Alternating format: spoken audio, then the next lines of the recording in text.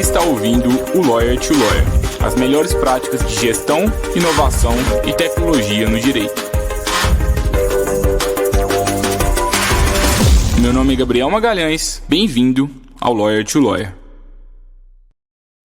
Olá, advogado, olá, advogada, seja bem-vindo, seja bem-vinda a mais um Lawyer to Lawyer da Free Law. Eu sou o Gabriel Magalhães e é um prazer estar aqui com vocês novamente no episódio de número 151, um episódio muito especial para mim e eu acho para vocês também. Tenho o prazer de receber aqui a Jéssica. A Jéssica trabalha com a gente na Free Law, ela é uma advogada, mãe, já atuou em várias frentes da advocacia, já também prestou concurso público, já foi aprovado em alguns concursos, hoje está empreendendo aqui conosco.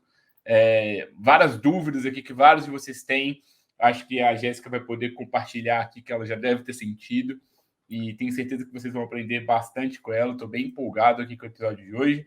E, poxa, qual que é a diferença da advocacia para uma empresa de tecnologia? O que a gente pode aprender, tanto para você que está pensando numa transição de carreira, quanto para você que está divulgando e está querendo utilizar melhores práticas aí no seu dia a dia. O que será que a gente pode aprender com isso? Jéssica, prazer grande estar te recebendo aqui hoje. Muito obrigado por ter topado o convite. Olá, Gabriel. Olá, todo mundo que está aqui com a gente. O prazer é meu, né? Eu que escuto todos os dias, todas as semanas, na verdade, o Lawyer to Lawyer. É um prazer estar aqui como convidada hoje e vai ser um bate-papo super legal, tenho certeza. Legal, Jéssica. Conta um pouquinho para a gente sua história na advocacia, por que você fez direito e como que foi, assim, depois de formar, os momentos, assim, que mais te marcam, assim, na sua carreira. Bom, eu costumo dizer que a minha carreira até aqui, né, minha história profissional é cheia de surpresas. Primeiro, fiz direito, né, me formei, e durante toda a faculdade a minha ideia principal era fazer concurso público.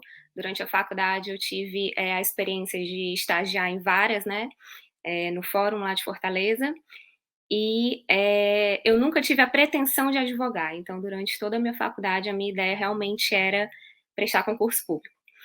E aí me formei, fui estudar, fiz minha pós-graduação e comecei aí a caminhada do concurseiro, né, que é cheia de desafios. E passei alguns anos estudando, mas na época em que eu estudava, um dos grandes desafios não era nem ser aprovado, era ser nomeado nos concursos públicos. Na época, as nomeações eram muito poucas, a maioria dos editais que eu fazia, né, eu fazia principalmente para tribunal, então a maioria dos editais saíam com uma vaga ou só cadastro de reservas. Então, como se não bastasse todos os desafios da vida do concurseiro, ainda tinha essa questão que a nomeação era muito difícil. Então, estudei há alguns anos, tive algumas aprovações, fiquei ali esperando, e aí chegou a pandemia. Na época da pandemia, os concursos foram suspensos, nomeações suspensas, e foi quando eu realmente tive o primeiro contato com a advocacia. No tempo que eu estudei, eu cheguei a fazer outras coisas em paralelo, fiz correspondência jurídica, mas advogar em si, eu só fui advogar na época da pandemia. E aí, advoguei, gostei, cheguei a participar, fui membro de comissão da OAB, mas assim, gostava, mas não era aquilo que me deixava feliz de fato. E aí, no começo do ano passado, no começo de 2020, eu resolvi criar uma marca de perfumaria para casa, que não tinha nada a ver com a advocacia. Era, na verdade, quase que unir o útil ao agradável, era uma coisa que eu fazia para mim, e aí surgiu a ideia de comercializar no Instagram. Foi quando eu comecei a estudar sobre marketing, tive assim um primeiro contato mais aprofundado, comecei a estudar sobre branding, persona e universo da marca, e foi quando o meu olhar começou a voltar para essa área e realmente me distanciar da advocacia. E aí, poucos meses depois, logo no início dessa marca, eu descobri que estava grávida, e junto a isso surgiu uma oportunidade de me mudar e vir passar um tempo nos Estados Unidos, que é onde eu estou agora. E em razão dessa mudança, eu deixei a ideia dessa marca de lado, parei e realmente foquei na minha vida pessoal. Passei o resto do ano focando na mudança, na gravidez, o bebê nasceu, me mudei, e aí, mais uma surpresa da vida, depois de uns 6 meses, mais ou menos, que o bebê já tinha nascido e eu já estava morando aqui, veio a tão sonhada nomeação. Depois de, acredito que mais de 2 anos e meio, mais ou menos, de espera, veio uma das nomeações. Fui convocada para um concurso do tribunal do Ceará que eu fiz, e nesse momento eu comecei a pensar se realmente era aquilo que eu queria. A área do direito já não me atraía tanto, e se tiver alguma mãe aqui, acho que vai entender o que eu vou falar, mas depois que você tem um bebê, você começa a ressignificar tudo. E aí foi quando eu resolvi mudar realmente o meu caminho e não assumi o concurso, não tomei posse, abri mão dessa nomeação e resolvi seguir a área do marketing, que é onde eu estou hoje. Logo depois surgiu a oportunidade de vir para a Freeló, que quando eu vi, assim, eu me identifiquei de cara, mandei uma mensagem, me apliquei para a vaga, e hoje é isso que eu estou gostando, estou fazendo. Todos os dias eu aprendo um pouquinho aqui. Estou aqui na estratégia de conteúdo, estou estudando copywriting, então todo dia a gente estuda um pouquinho e aprende, e é isso. É totalmente diferente do que eu fazia antes, apesar de ser um serviço voltado para advogados, né? Mas é mais ou menos isso que aconteceu. Muitas surpresas, muitas mudanças, e seguimos agora no marketing. Legal. Eu tenho muitos amigos e amigas que estão aí no caminho do concurso e, poxa, eu tenho um respeito muito grande, admiro muito todos, todos muito competentes, alguns já passaram, outros aí estão quase passando. E o que eu acho que eu percebo só vendo as carreiras, né, de todo mundo que faz concurso é que assim, não existe caminho fácil, não existe caminho garantido. Quando a Não, gente nem. faz concurso, a gente pensa que é estabilidade, né, tudo mais, mas a gente vê que, sei lá, às vezes o que era estável não funciona mais pra gente, às vezes a gente teve um filho, às vezes a gente foi para outro lugar e a gente não, às vezes aquela oportunidade que era tão estável que agora ela não encaixa mais na nossa vida. Eu Exatamente. acho legal a gente ver isso assim.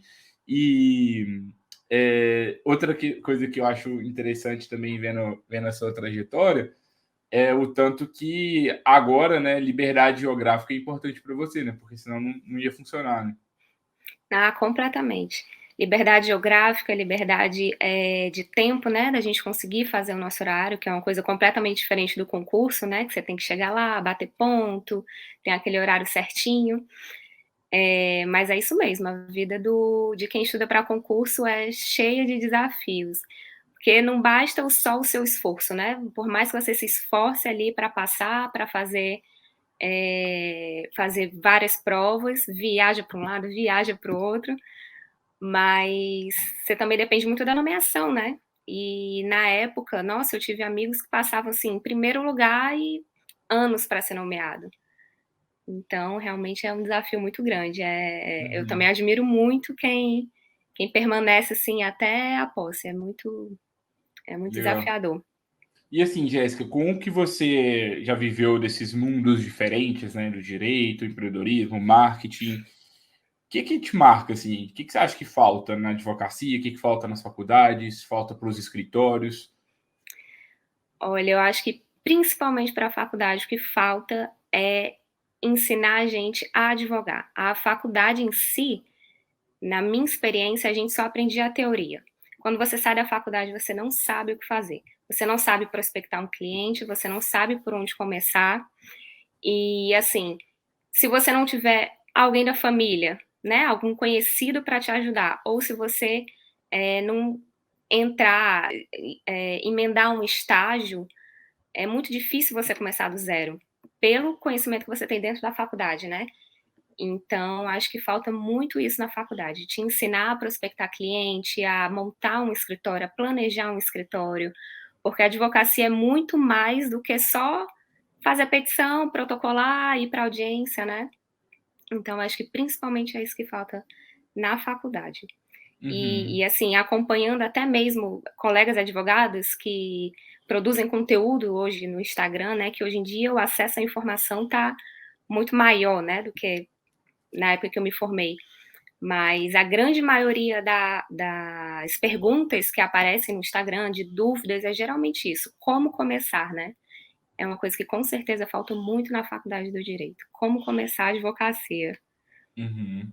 E se você fosse, sei É. lá, abrir um escritório hoje, o que que você faria, assim? Que dica que você daria também para quem fosse abrir um escritório com os conhecimentos que você adquiriu até então? Eu acho que a primeira coisa que eu faria era planejamento.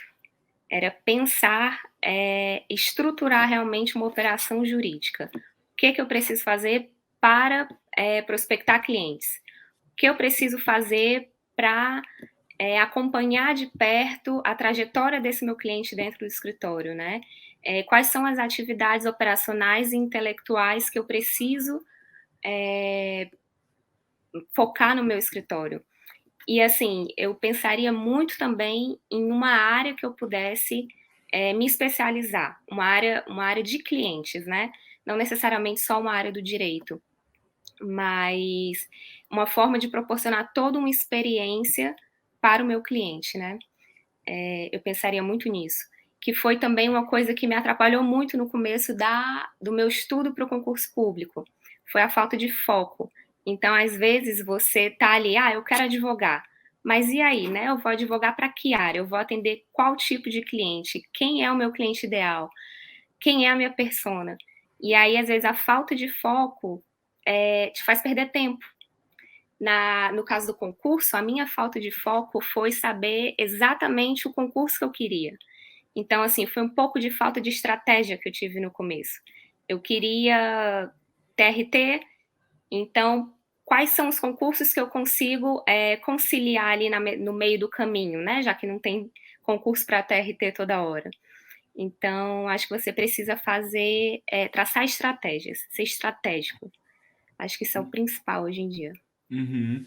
E tem erros assim que você vê que as pessoas estão cometendo, assim, padrões, assim, em escritórios, talvez tanto de marketing quanto até também de gestão, assim, o que que você acha? Uhum, sim, com certeza. Principalmente depois que eu entrei aqui na Filó, uma coisa que me chama muito a atenção é o uso de ferramentas, né? Eu tive a experiência de trabalhar com alguns escritórios que não tinham processos bem definidos. Então, assim, o sócio, ele acumulava todas as atividades dele. Ele prospectava o cliente, ele atendia o cliente, ele fazia uma petição, ele cobrava. Então, acho que a falta de procedimentos bem definidos dentro do escritório é um erro grande que eu vi algumas vezes. E depois que eu comecei a trabalhar aqui na Filó, foi uma coisa que me chamou muita atenção, o uso de ferramentas, a forma como você pode investir em ferramentas que te ajudem a se organizar, a otimizar seu tempo, a organizar sua rotina mesmo. E isso te torna mais produtivo, né? Às vezes você não tem os seus processos todos bem definidos, então você acaba se perdendo. Você se perde nos prazos, você acaba deixando tudo para a última hora, você esquece de dar feedback para um cliente. Então, eu acho que é muito importante você ter processos bem definidos, né? Atender o Uhum. cliente, saber quando dar um retorno, ter um cronograma ali de relatórios, sempre trabalhar sem deixar tudo para o último dia do prazo. Isso é importante também. Cansei de protocolar petições 11 horas da noite. Então, acho que isso é muito importante.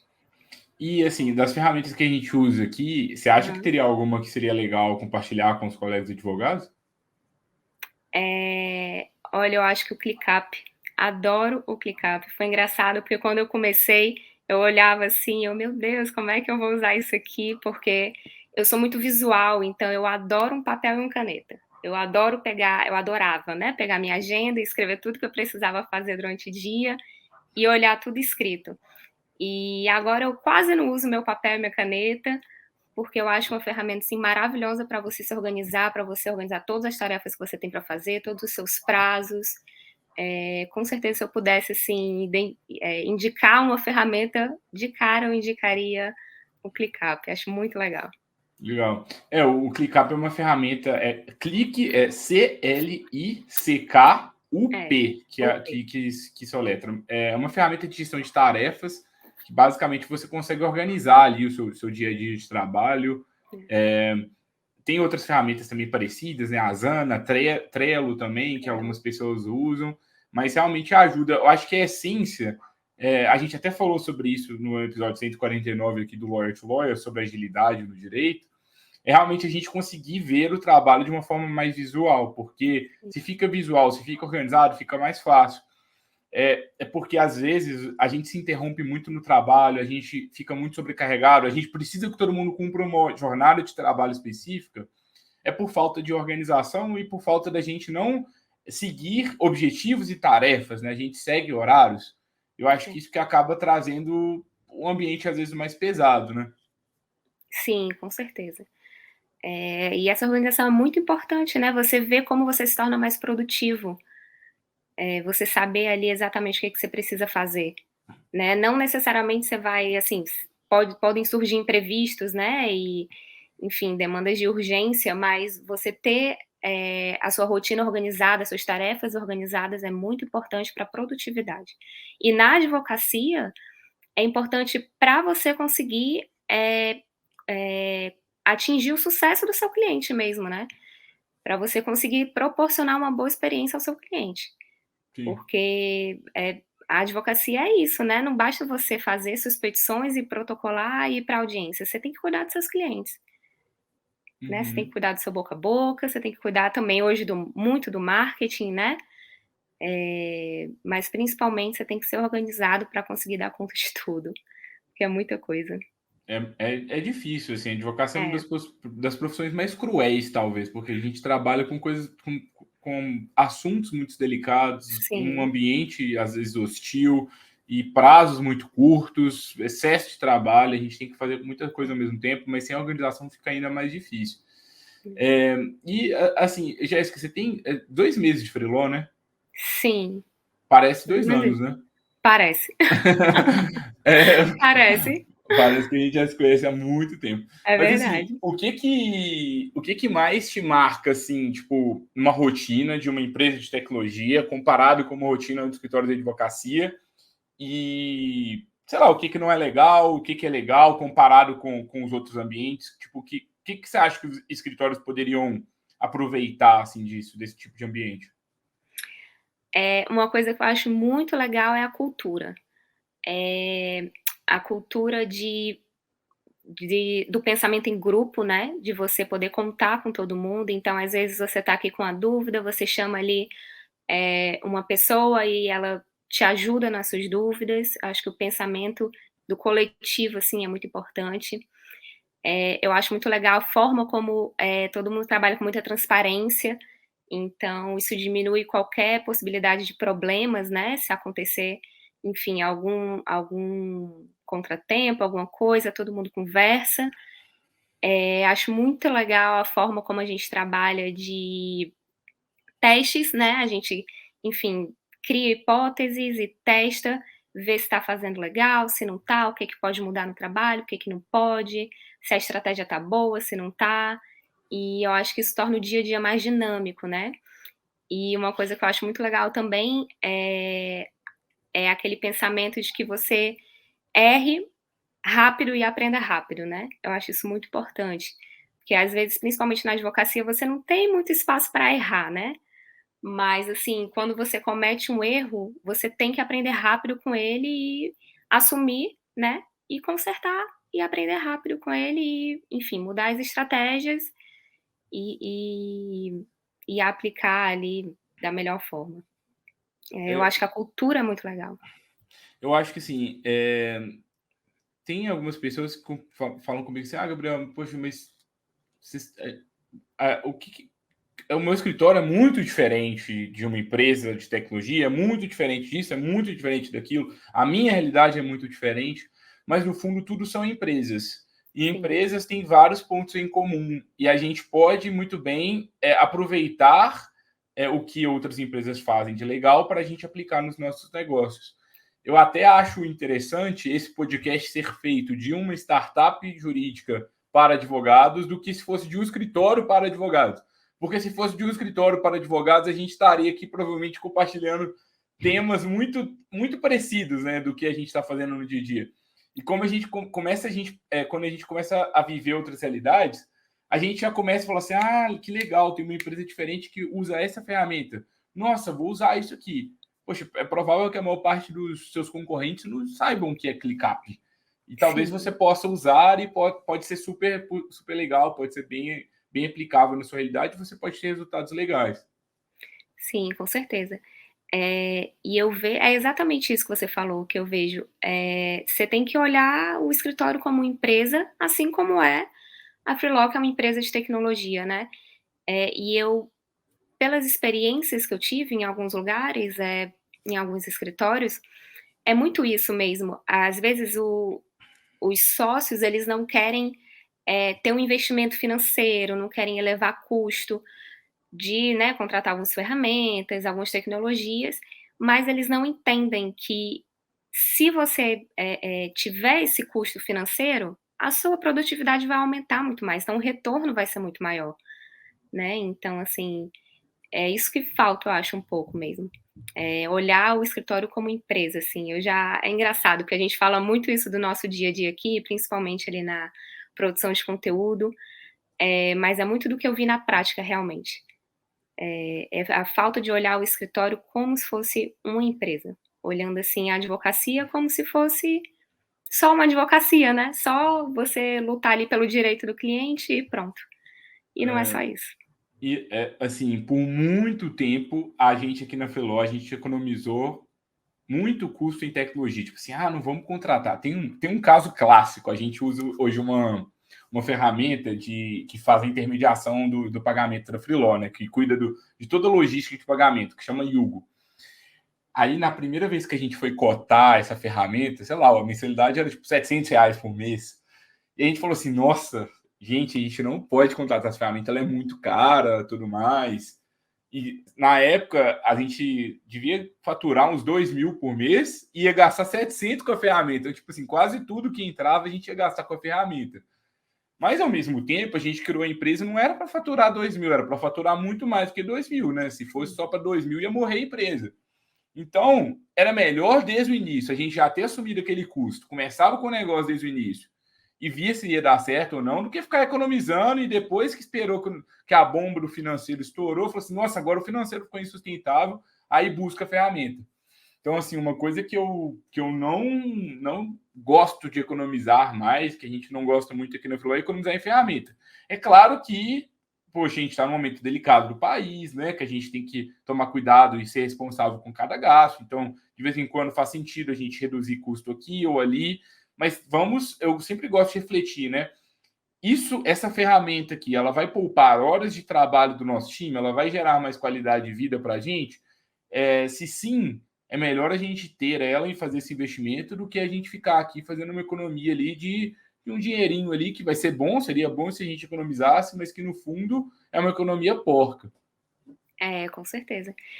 E eu vivi um pouco disso até na época que eu criei essa marca de perfumaria para casa, porque eu olhei assim, não, é uma marca pequena, vou só ali vender no Instagram, vou fazer tudo sozinha. E aí acaba que você acumula tanta coisa que você não consegue fazer tudo direito, você não consegue fazer tudo bem. Então, se eu na época, né, tivesse investido de repente numa pessoa para tirar as fotos, numa pessoa para fazer um design, né, enfim, num profissional especializado, teria sido muito melhor para a marca. Claro que nesse meu caso, nessa minha experiência, foi realmente um espaço de tempo muito curto por causa dessa minha mudança. Mas se eu tivesse continuado com essa marca, com certeza eu teria pensado assim também. Teria mudado a estratégia, teria começado a investir em ferramentas, enfim, em serviços que me ajudariam. Eu lembro que assim, no início da Freeló, a gente tipo, se economizava com tudo. É claro, né? Não tinha dinheiro para É, nada. Hoje também tem pouco ainda, mas assim, na época era ainda menos. Mas no início, a gente, por exemplo, vamos contratar uma ferramenta para fazer um site por R$ 60 por mês. Pessoal, se a gente está criando um negócio, a gente vai ter que fazer algum investimento. Se a gente fica ali mascarando esse R$ 100, 200, 300 que a gente vai ter que investir ali no início em algumas pequenas coisas, a gente está mascarando um custo fixo que o nosso negócio vai ter. Não tem jeito. Então, vamos nos planejar melhor, já que a gente não tem esses 2.000, 3.000 por mês necessários para que a gente crie um negócio de pé com uma boa estratégia de aquisição de clientes, então é melhor nem criar. Porque senão a gente vai ficar andando ali igual uma tartaruga ninja ali até na hora do negócio crescer de verdade, sabe? Então, eu prefiro começar com a estrutura correta, e aí não é com luxo, mas com o mínimo necessário, com o mínimo de investimento necessário, para que a gente já tenha uma estrutura bacana, para que a gente vá ali aos poucos melhorando, né? Com certeza. É exatamente isso. A gente não está falando aqui que é para você sair contratando tudo, né? Mas tem determinados investimentos que valem muito a pena. E o retorno, com certeza, é muito maior do que o investimento que você faz. É como você falou, é você ter qualidade de vida, né? Qualidade para o seu trabalho. É muito importante você pensar nisso. Ô, Jéssica, e que dica que você dá para outras mães aí? Como que é a sua rotina aí com o John também, trabalhando, nesses novos desafios? Como que é os desafios e o que você pode compartilhar de dicas, de desafios e desabafos também, o que você quiser. Então, conciliar maternidade com vida profissional não é fácil. São muitos desafios. Se tiver alguma mãe aqui acompanhando a gente, vai entender. Principalmente por causa do tempo, né? Então, assim, uma coisa que me ajudou muito nessa oportunidade de vir aqui para a Filó foi realmente ser um trabalho remoto. Meu bebê hoje tem 8 meses, então ele ainda passa a maior parte do tempo comigo, né? Então, por ser um trabalho remoto, por eu trabalhar de casa, eu consigo conciliar o cuidado com ele e o trabalho, né? Mas assim, são muitos desafios depois que a gente tem o bebê, que a gente vê ele aqui nos nossos braços, passa milhões de coisas na nossa cabeça, parece que os nossos pensamentos se atropelam. Mas assim, se eu puder dar uma dica para as mães, para não terem medo, porque é difícil, mas vale a pena. Vale a pena se você tiver uma oportunidade profissional que você quer, que você almeja, que você quer realmente crescer naquilo ali, não tenha medo. E se tiver medo, vá com medo, arrisque-se, que dá certo. Às vezes eu tô aqui e eu recebo muitas amigas minhas que também tiveram bebê e pararam as carreiras, enfim. E aí, às vezes, elas me perguntam, né? Poxa, mas como é que você consegue? Como é que você dá conta de tudo? E assim, não é fácil, mas a gente consegue. Então, se eu puder dar uma dica para as mamães, não tenham medo, arrisquem-se e corram atrás dos seus sonhos, que a gente consegue tudo. Muito bom, Jéssica, muito legal. Para a gente fechar aqui hoje, e aí, o que é melhor? Advogar, empreender, concurso público? O que você pensa sobre esse tema no final das contas? Então, hoje eu penso que é melhor empreender. Aquela ideia que eu tinha de estabilidade do concurso público, eu já não tenho mais. Então, eu acho assim que quando você conquista uma certa liberdade, que você vê que você tem potencial de crescimento, é muito mais gratificante do que você ficar ali só no concurso público. Mas assim, é uma visão que eu tenho hoje, cada um tem um perfil, né? Eu conheço muitas pessoas muito realizadas em carreiras públicas. A minha mãe, inclusive, é concursada, então, assim, eu vim muito da minha família também de ter essa ideia de que temos que ter estabilidade, mas por muito tempo eu pensei assim, hoje em dia eu já não penso mais. Mas, assim, se eu puder também deixar uma dica sobre isso para quem quer advogar, é que advogue com um pensamento de empreendedor, né? Olhe para o seu escritório como uma empresa, empreenda mesmo, estude marketing jurídico, aposte em redes sociais, vá estudar produção de conteúdo, enfim, que eu acho que isso é muito importante. Para crescer hoje em dia na advocacia, você tem que ter a cabeça empreendedora. Com certeza. Muito bom, Jéssica. Quem quiser ver mais a Jéssica, vai lá no nosso Instagram, que a Jéssica vai cada vez mais produzir conteúdo lá em vídeo, né, Jéssica? Gabriel tá tentando me convencer. A Jéssica vai aparecer mais por lá para vocês, para compartilhar. Jéssica, o pessoal cansa de mim, tá? 151 episódios, o pessoal já cansou agora, estão precisando de um rosto novo, de ideias novas. Então vai ser legal. Mas vamos ter muito conteúdo bacana. Mas lá no Instagram, a gente está sempre trazendo novos conteúdos. A Jéssica é quem cuida lá, inclusive, dessa rede. Ela está sempre trazendo resumos dos conteúdos. Quem ainda não segue a gente lá, vai no @freelaw.work. Se você gostou do conteúdo, não deixe de compartilhar com outro colega advogado, advogada. Aplica alguma dessas reflexões aqui que a Jéssica trouxe na prática, no seu dia a dia.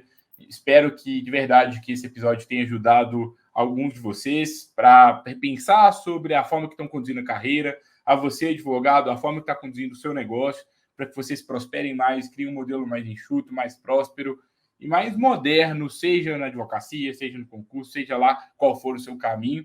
Aqui na Freelaw, a gente tem uma veia colada mais no empreendedorismo, né? Então a gente é mais enviesado para torcer que você vá por esse ponto, mas se não for, sem ressentimentos, a gente vai se dar super bem também. Algum recado final, Jéssica? Vai mais ou menos isso que você falou mesmo. E se alguém quiser também conversar, né? Quiser acompanhar a gente, vai lá no Instagram da Freelaw, manda uma mensagem e a gente pode conversar, né, sobre empreendedorismo na advocacia, também maternidade. Se alguém quiser dicas aí de mamães que quiserem conversar, né, sobre conciliar a maternidade e o profissional, estamos lá pelo Instagram da Freelaw. Muito obrigado, Jéssica. Muito obrigado a todos os colegas advogados e advogadas. A gente se vê na próxima quarta-feira para o episódio de número 152. Até lá. Tchau, tchau.